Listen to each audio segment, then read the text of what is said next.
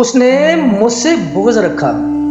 ابو ہریرہ رضی اللہ عنہ سے روایت ہے کہ رسول اللہ صلی اللہ علیہ وآلہ وسلم نے فرمایا، جس نے حسن اور حسین رضی اللہ عنہ سے محبت کی اس نے مجھ سے محبت کی، اور جس نے ان سے بغض رکھا اس نے مجھ سے بغض رکھا۔ ابن ماجہ۔ اللہم صلی علی محمد وعلی آل محمد۔ ان حضرت صلی اللہ علیہ وآلہ وسلم منبر پر تشریف فرما تھے اور حضرت حسن رضی اللہ عنہ آپ کے پہلو میں تھے۔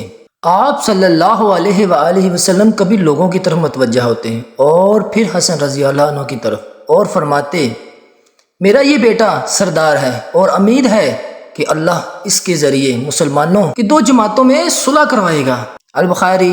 اللہم صلی علی محمد وعلی آل محمد۔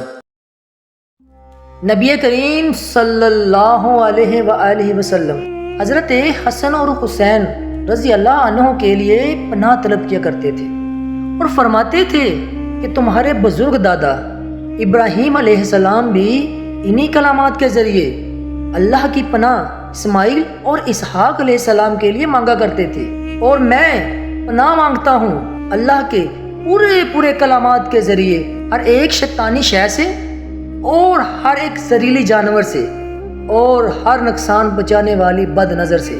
المسلم، حدیث نمبر 3371۔ اللہم صلی علی محمد وعلی آل محمد۔